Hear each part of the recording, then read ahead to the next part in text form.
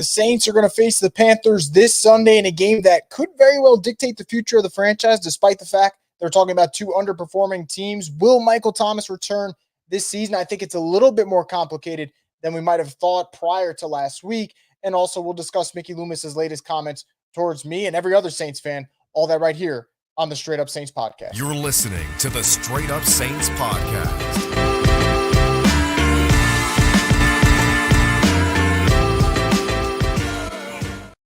What is up, Who Dat Nation? Welcome back inside another edition of the Straight Up Saints podcast. I'm your host, Chris Vogel. As always, we're brought to you by Scott McNair, injury lawyers. You've been injured in any kind of accident, car, truck, 18-wheeler, hurt offshore. Scott McNair handles it all. You give him a call at 504-500-1111 for a free consultation. They'll always fight for the win. So we got a lot to talk about on this Thursday regarding the Saints. None of it necessarily positive, right? We got a lot of injuries on the report to discuss and whether or not they'll factor into Sunday's game. There's one in particular that will definitely play an impact if that said player misses the game, and that said player will be Taysom Hill. Derek Carr, what's the latest on him? Might make some Saints fans happy, might make some Saints fans upset. We'll get into that. Mickey Loomis deciding to fire back at the fans who did not show up to the game and the fans that actually were at the game but decided to boo the Saints. And, of course, Michael Thomas' situation, what's going on with him. So let's start off with MT and go from there. You know, about 2 weeks ago, it seemed pretty simple, right? Michael Thomas is strictly on injured reserve due to injury. There's nothing more to it. You don't have to worry about whether or not he'll be back. It's just a matter of health. And if he is healthy, he'll be on the field. And while I do think there's still a very good chance we see Michael Thomas again this season because he is a competitor, the Saints are obviously a better team when he's on the football field.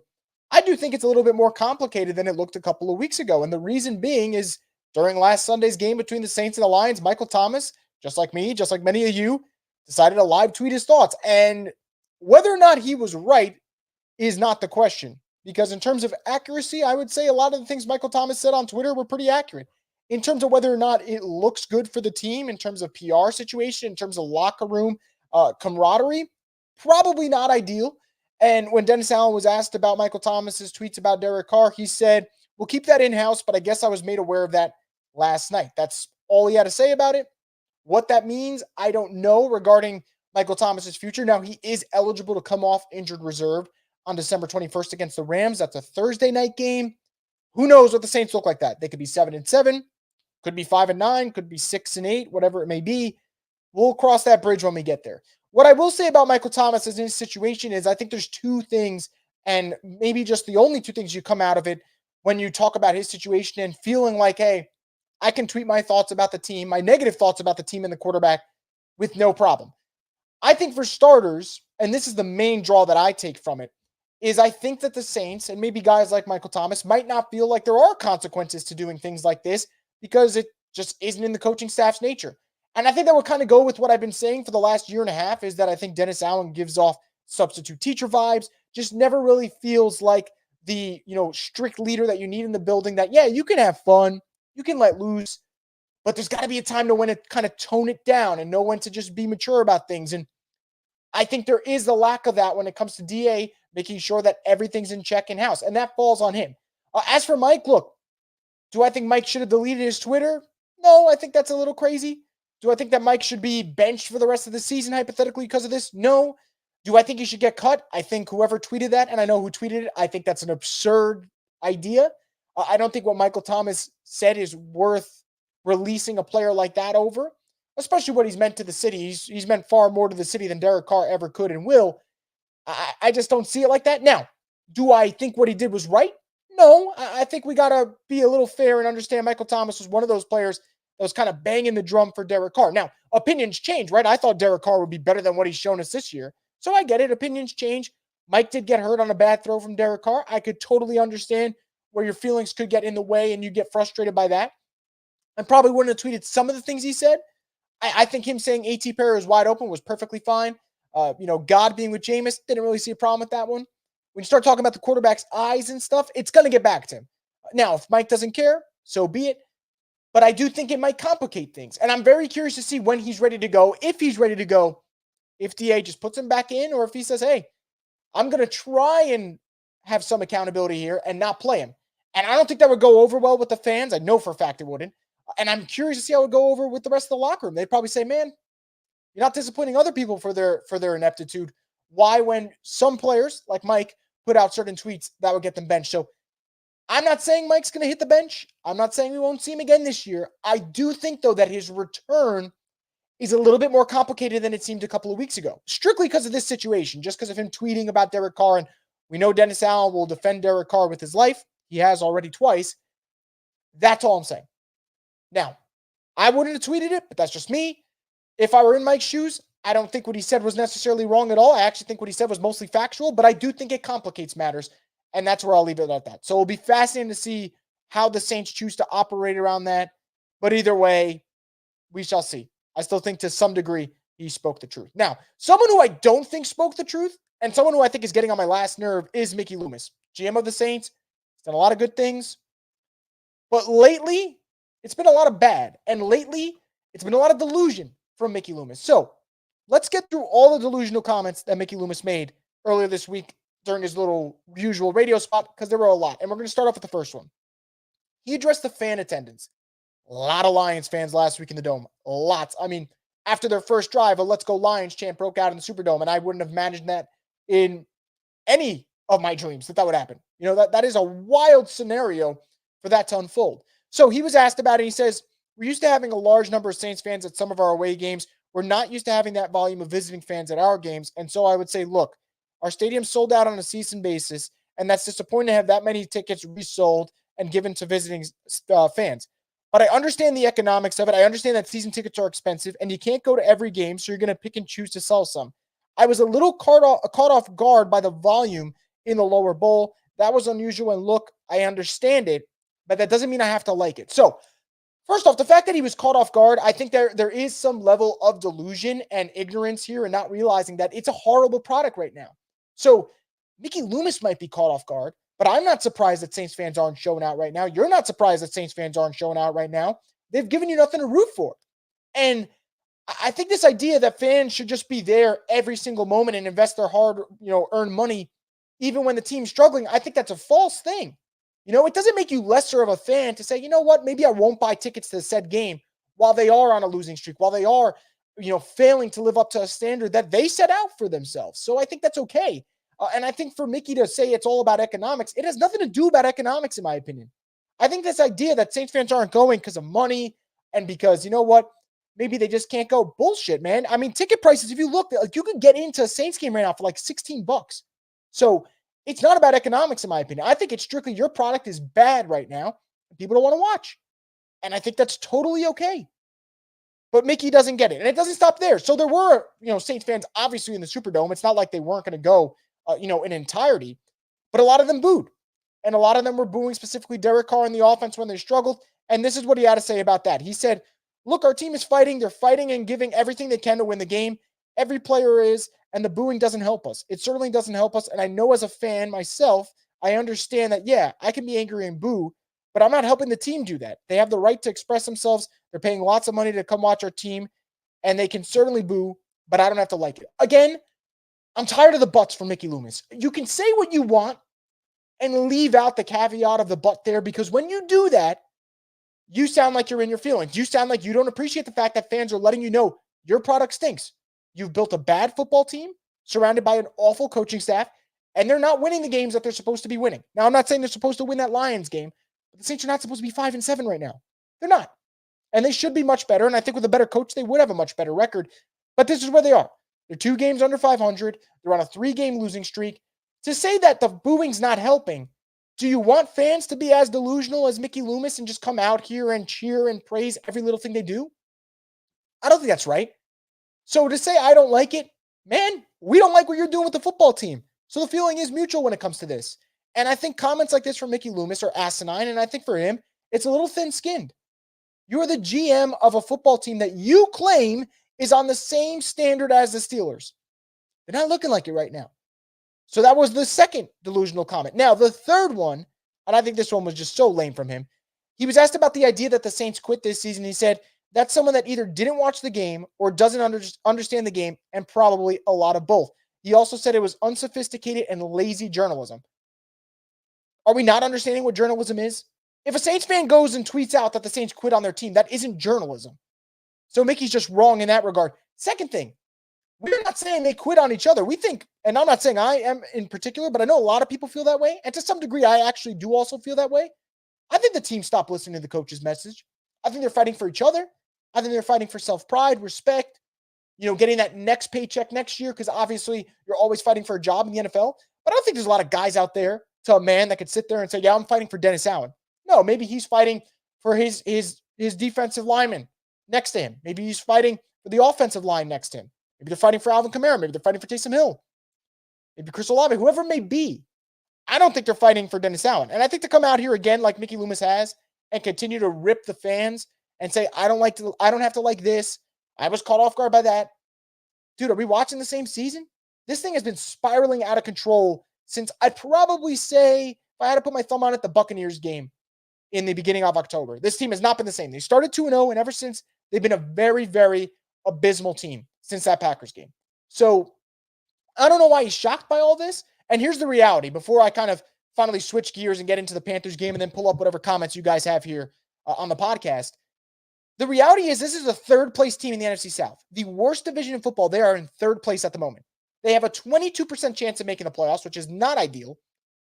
The Falcons, if they win this Sunday against the Bucs, it's a wrap. They're winning the NFC South. And that really comes off the heels of them beating the Saints in a pivotal game. In the wild card race, the Packers, the Vikings, the Rams, all of them are ahead of the Saints right now. Packers own the tiebreaker. Vikings own the tiebreaker.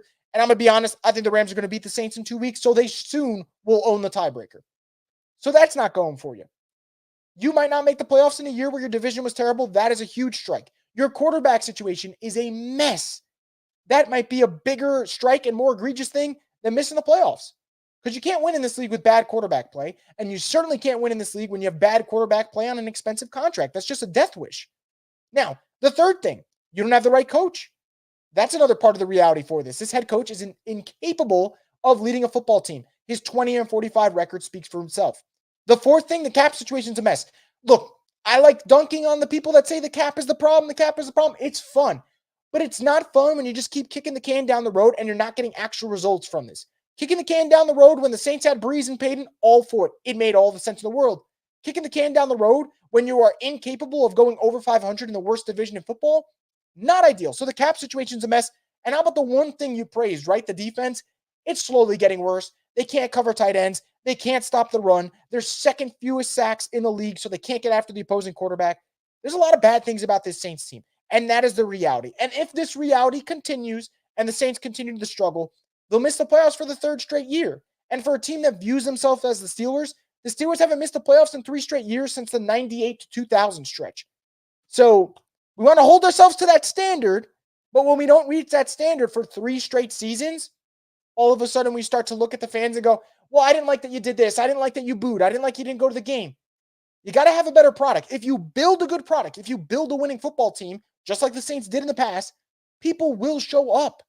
But right now that isn't the case. And to get mad about it, I think that's as lame as it gets. So the Saints got a football game this Sunday, and I don't think it's going to be a packed house.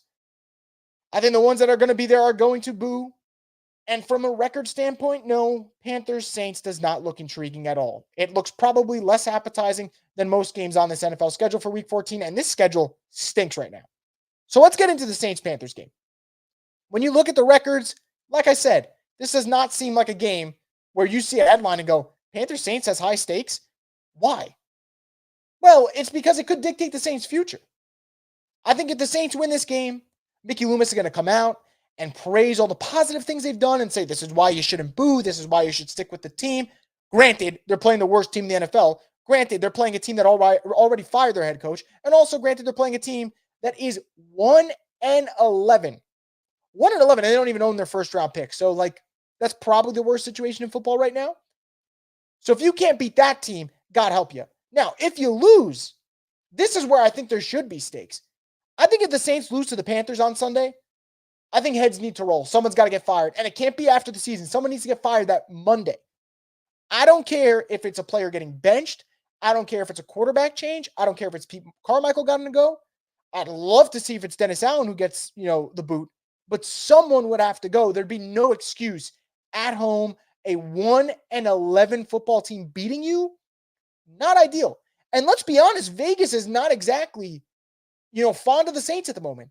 Despite them playing the worst team in football, they are a 5-point favorite at home. That's it. So that's quite telling in my opinion. So from that perspective, that's where I think there should be stakes. I think it's all got to be nuanced. I think this idea that there should be high stakes for both ways, no, absolute bullshit. Now, I heard some people this week saying just get a win and figure it out. No, because if the Saints win 9-6 against the Panthers, we got a legitimate problem. And we can't just sit here and think that a win over the Panthers changes the view of the Saints. I can't let a win over the worst team in the league all of a sudden make me think that, you know what, that is the one that gets them on the right path. Because then I'm just an absolute idiot. And I know I'm stupid, but I'm not an idiot. So I think when it comes to the Saints, we can't do that. I think if we do that, we're letting them off the hook. And I tweeted it out on Thursday morning. Should the bar be that low for Dennis Allen? That a win over the Panthers at 1-11, that's the team that we go, okay, he's off the hot seat. Let's give him the respect he deserves. Absolutely not. But if he loses, heads got to roll. It's that simple. Now, let's get into the actual matchup because I could sit here all day and talking about why heads have to roll, but let's see what we got to talk about here and go through it. Let's go with the injury report. For starters, Derek Carr, he practiced again. He looks like he's on track to play. I don't know what to make of it. Either this man is Wolverine or this man is just not capable of finishing games, but somehow regenerates by Wednesdays. I don't know. Head, shoulder, rib, chest, back, whatever the injury could be, this guy just bounces back for the next game. And I know a lot of people are commending his toughness, and I understand it. Football players are super tough. And I think to some degree, you should commend that toughness. But I think if he comes out on Sunday and he has an absolute dud of a performance, like similar to what he had against the Bucs, then should we be applauding his toughness? Because then your toughness is also hurting the team. So he's going to play. I'm going to have some patience, see how he plays in that game before I decide to say he's going to stink or not. But it seems like he will play. And whether or not that's a good thing for the Saints, time will tell. What isn't a good thing for the Saints is that Taysom Hill has missed practice on Wednesday and Thursday because Taysom Hill is just the great equalizer when things are going wrong. When the Saints need to get their offense on track, when they need to kind of reset things, he's the guy that helps them steady the ship. And him not being there, if he isn't, that could be something that swings this game in Carolina's favor. It's possible. So that is the guy, when you look at the absences, that scares me because I don't know what this offense looks like without Taysom Hill, and I don't want to know what this offense looks like without Taysom Hill because even with them, it's not a good unit. So that concerns me. Now, across the board, probably missing Shaheed, probably missing Kendre Miller and Isaiah Foskey. Marcus May and Malcolm Roach go to IR, so you won't have them. Obviously, no Lattimore. Obviously, no Michael Thomas. And then Chris Olave sat out today with an illness. Maybe he'll be good to go Sunday. I'd be shocked if he isn't, but we'll see. Let's be under the idea and belief that he will play Sunday. That's obviously good for the Saints. So what's going to dictate this game? I think the first one, pretty simple. You got to get pressure on Bryce Young. Bryce Young is the second most sacked quarterback in the NFL. He's been sacked 44 times this year. The problem is the Saints don't sack opposing quarterbacks. They have the second fewest in the league with 19, which is obviously not good for them. But this is a good matchup because the first time they played, they had 4 sacks against the Panthers. And ever since that game on week 2, I think if my math serves me correctly, they've had 12 sacks over the last 9 games, which is just disgusting. I think my math, no, I'm sorry, 12 sacks over the last 10 games, excuse me, which is even worse. So this D-line's got to get it going. If you can't get it going against the Panthers, there's no hope for you. And honestly, there really is no hope for this unit right now. Anyway, like I said, you are second fewest in sacks. Defense is supposed to be a strong suit. Not sure how that'll be the case if you can't get the quarterback. So got to get pressure on Bryce Young. Can you force him into mistakes? Obviously, that would go a long way for the Saints if they want to win this game. The second one wasn't on the radar week 2. It is on the radar for week 14. It's stopping Chuba Hubbard. He's played a lot better for the Panthers. I think they've kind of found their run game ever since they've implemented him to the offense and letting him take the bulk of the carries. And he was great last weekend against the Buccaneers. 25 carries, for over 100 yards and 2 touchdowns. That's a great performance from him. And I think we know one thing is for certain, the Saints can't stop the run right now. Whether it was against the Vikings, whether it was against the Lions, which is definitely the case against the Falcons when they gave up over 220 yards on the ground, I'd expect a heavy dose of Chuba Hubbard, and the Saints got to be ready to stop. And if they can't, that's going to leave Carolina in the game. That's going to give them their confidence. Now, the most important thing, and it sounds simple, but I think it really is so important when you go into a game against an awful opponent like the Panthers, you can't start slow. Because you got to understand, the Saints fans that will be there on Sunday, they are going to be ready to let the team hear how dissatisfied they are with this team, how disgusted they are with the way they played, and rightfully so. So if the Saints come out and Derek Carr struggles and doesn't look good, the boo birds will be raining down, and that's going to apply more pressure on the offense. That's going to apply more pressure on the coaching staff. And I don't know. They haven't been playing well without any pressure. I don't know how they'll perform with pressure. Probably not any better. So you don't want to give the Panthers a ton of confidence. On the flip side, make the walls kind of close in on an already bad, underachieving Saints team. So it sounds simple. It sounds like, oh, that is kind of vanilla. It's the truth. I think there's nothing more important this weekend than how they start this game. Because if the defense comes out and doesn't look great and the offense comes out and has an immediate turnover or a 3 and out, Derek Carr is going to hear it. This offense is going to hear it. And on the flip side, last week, you kind of had Taysom Hill and Olave to kind of steer the ship. And obviously, you had Alvin doing his thing because Alvin fights till the very end. You take Taysom out of the equation, I don't know what happens.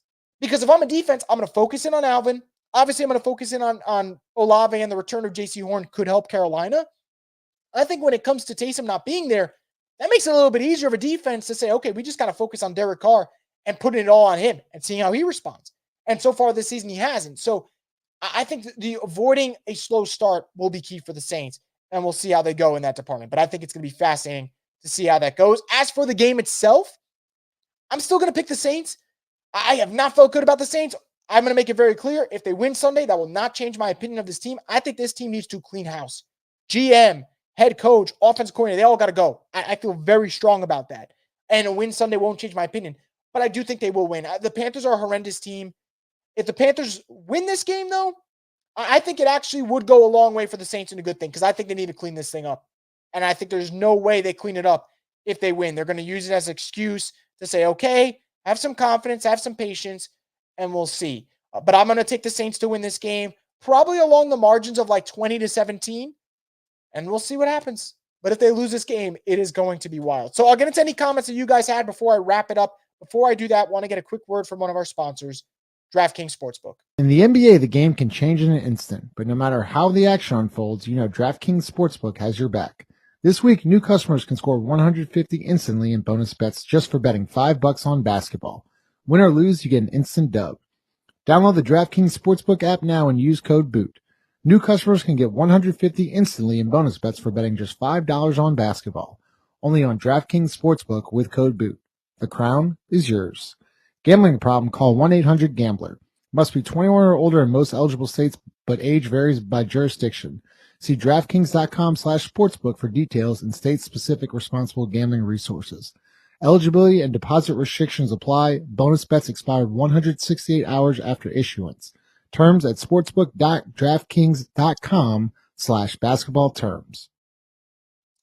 Once again, thank you to DraftKings Sportsbook for being part of the program here on the Straight Up Saints podcast. We greatly appreciate it. So before I wrap up this preview pod, I'll just get into any comments that you guys have today, and we'll go from there.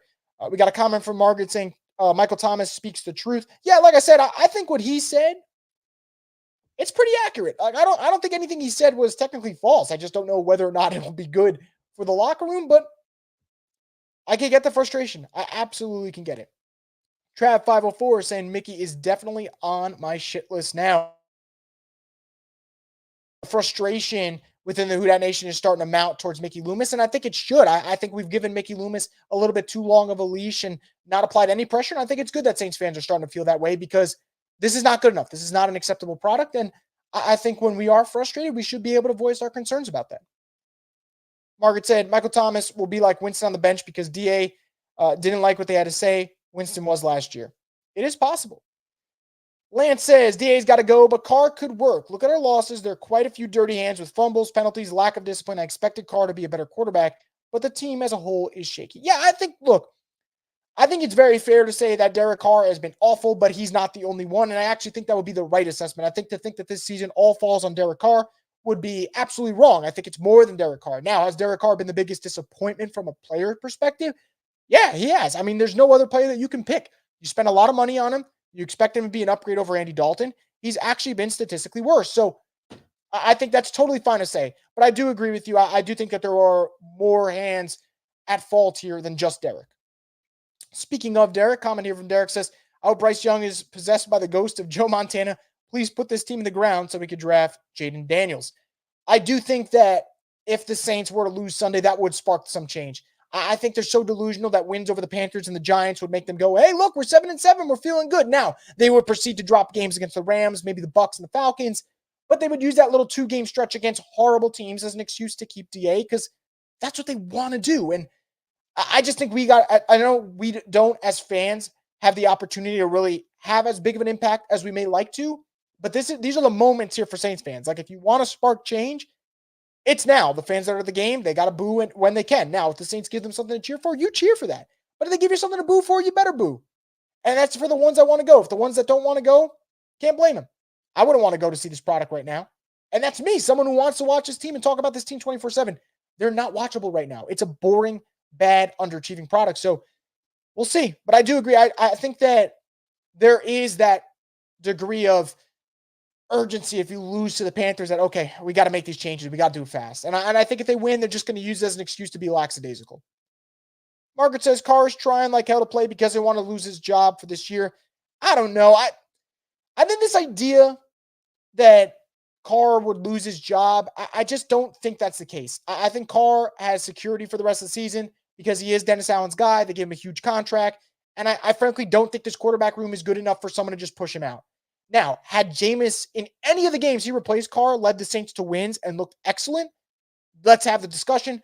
But he hasn't. Now, would Jameis look better with a full week of preparation? Absolutely. No question about it. But this isn't the quarterback room to push him out the door. And this also isn't the coaching staff to push him out the door because they picked him. So I don't see it that way. I just see it as he wants to be out there, show his toughness, be leading the team. And it's not leading to positive results. But I don't think anyone on this quarterback room right now would lead them to positive results because there's a lot going on outside of just this team and the quarterback situation struggling. Trav504 says, I think the Lions fell back because they knew they had already won the game. I think it's possible. A lot of moral victories going on here. And, the Saints fought back. Yeah, they fought back and it was another loss. Like, let's just be a little real about it, you know? Dana saying the booing is absolutely necessary. I agree. It is 1,000% necessary. Again, are we supposed to be schmucks and just cheer a bad product? I don't see that as the case. Pablo says, I don't get why Mickey is trying to continue his system without its two main architects. Continuity aside, Dennis Allen is not Sean. Carr is clearly not Breeze. How does he not see the need to rebuild? I wish I had a good answer for you. But again, that's what I always say, right? He brings up the success they've had in years past. The guys that made you successful are not there. So you got to rebuild. You got to retool. You got to reinvent the wheel. I don't think he's the guy to do it, though. I'm going to make that very clear. Now, I don't think they'll get rid of him, but I do think that Mickey Loomis is a huge problem for the Saints. Cooler Beat says, hope fans keep booing and tickets keep getting sold to the away team. The front office and coaching staff need some damn self-awareness. I agree. Margaret says, what the heck happened to defense? That was the only thing that was keeping the Saints in the game. I think a multitude of things. Slow on the defensive line, not hitting on picks, whether it was Davenport, whether it was Peyton Turner, obviously Lattimore not being healthy, that hurts the team in a huge way. Not generating pressure on the quarterback. The defensive line has been underwhelming in terms of stopping the run. There's a lot of things. And I think this defense is only going to get worse for a little bit because you're phasing out of the Cam Jordan era. You're phasing out of the DeMario Davis era. You got to get better at linebacker. You got to get younger and faster at safety. Got to get better at defensive end out opposite of Carl Granderson. Saints got a lot of needs on the defensive side of the ball. That's why I really it is a bleak future right now. I know it doesn't get talked about a ton in terms of certain people because you're in the now and I get it, but it is a bleak future right now. Alex says, do you think they'll come to their senses and incorporate Jimmy Graham in the red zone more this week? I'd hope to God. I'm going to say yes because no Taysom Hill most likely. That's going to hurt. So I'm going to go yes. And if not, then we just got to laugh. There's nothing else we could do about it.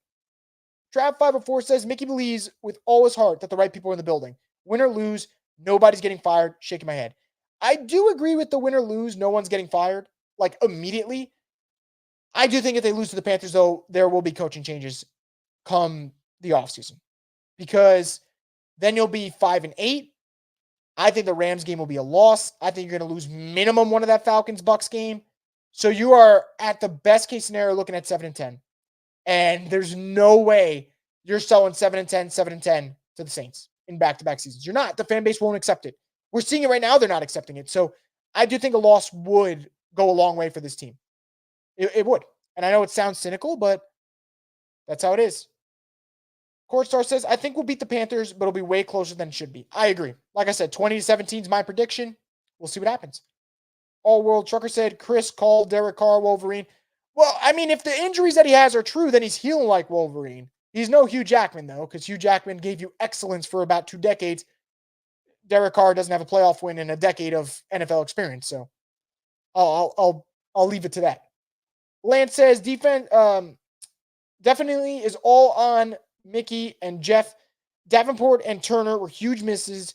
Draft capital loss and player development. Hendrickson should still be here, and Ellis and Bond should be situational pass rushers. Killed us. I think that's fair.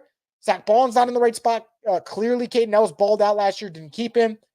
You held on for Davenport. You end up losing Trey Hendrickson. That hurts. Peyton Turner has not played. He's been good when he's on the field, but he's not on the field. So what does it matter? Notch CF says, will they use Bond in the pass rush finally? Who dat from Spain? First off, that's awesome. Second, will they use Bond in the pass rush? I would like to think so. I mean, Penei Sewell is one of the top graded right tackles this season, and Bond beat him with his speed, kind of being able to bend around the corner. Get him the opportunity. And when Bond hits that kind of shoulder shrug after he gets the sack, that kind of to me, and I'm not saying that's what he did, but it made it come off like Bond's going, it's not a shock to me. I know I can do this. You just haven't given me the opportunities. Lance says team should run through Olave, use the pass to open the run, Penning at guard, Pete reassigned at tackle, Hurst as a swing, splurge on a pass rushing defensive end, draft a defensive tackle with bad attitude. Possible. There's definitely a lot of pluses that you get out of that. William says Bond should be getting more pass rush snaps, especially since Cam is hurt and taking less snaps. Bond beat a top 10 left tackle one-on-one and got a nice sack. Put Lonnie in the box on run downs instead of 53. Can't disagree with any of those. I think those are all good options. I think for Saints fans, if we see Bond go out there and play well, it's going to be so frustrating because like someone else is just going to sign him and he'll thrive there. And I would wish him the best. Margaret says Carr never runs either, so defense has nothing to worry about. That's true. Dana says if Andy Dalton plays, we lose.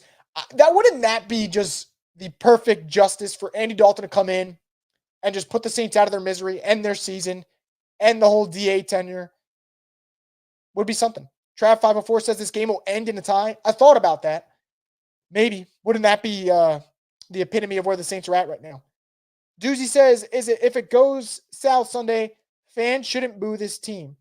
I'd love to see the dome filled with chants of Mickey. Honestly, that would be funnier. And I think that would show the Saints are very well aware in terms of the fan base of the bullshit that Mickey Loomis has been spewing. But they're going to boo when things go terribly wrong. And I think, honestly, that's fine with me. Might as well put the heat on him. Alex says, can we have AK speak instead of DA after every game? He at least doesn't BS the fans. I love when AK is on the mic. Very authentic. Going to tell you how he feels. That's the way it should be. Jay Solo says, I feel like if you have Derek Carr as a quarterback, you definitely need an offensive mastermind head coach in order to manage him. Having these weapons around Carr with a losing record is mind-boggling. I agree with you. Margaret says, when you go from Breeze, who was very accurate, to Carr, who can't throw an accurate pass, most of the time is painful. Fair enough. Who that dude in me says, all I want for Christmas is Jaden Daniels. I don't disagree with you. I think there's a lot of Saints fans that feel that way. I think Jaden Daniels would give this fan base hope. And we're all looking for that right now because there's not a lot. He also says, who that dude to me says we can't stop tight ends. I agree. I'll pull up the stats, actually. The last couple of weeks, the Saints have been so bad against tight ends.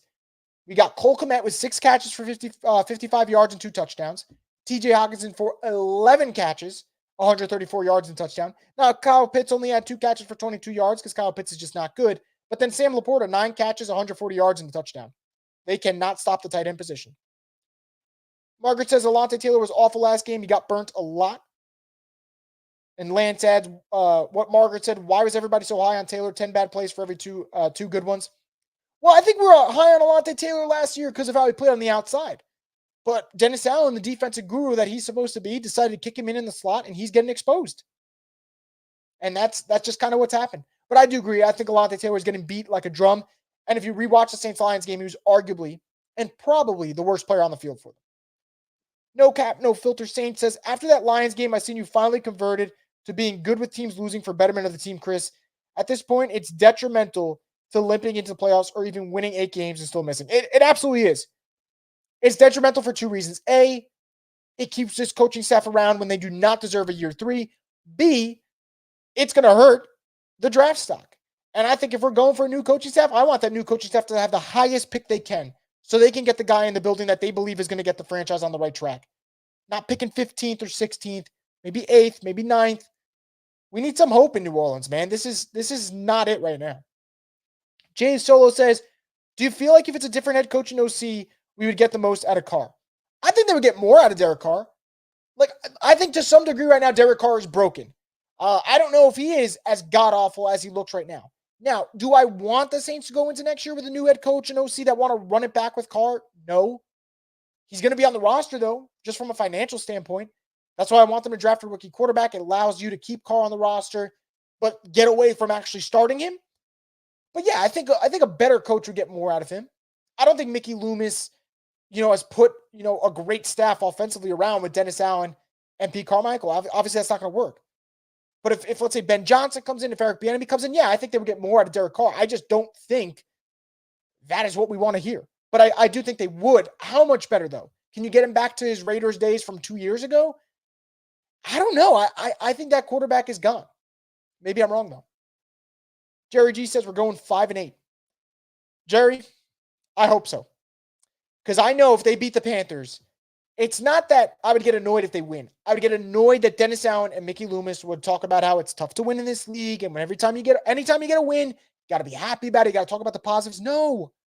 You're playing a 1-11 football team. 1-11. They've already fired the head coach. They fired the OC. They got rid of quarterback coach. They got rid of so many important guys. They've given up on this year. They punted it. They say we stink. If you lose to that team at home, you're a joke. If you beat that team by 3, by 7, who gives a rip? Who gives a rip? That's just the way I view it. But we'll see what happens. But that seems like a good kind of point to end this edition of the Straight Up Saints podcast. Don't want to keep it too long because we're going to have a lot to talk about on Sunday, whether the Saints win or lose, especially if they lose.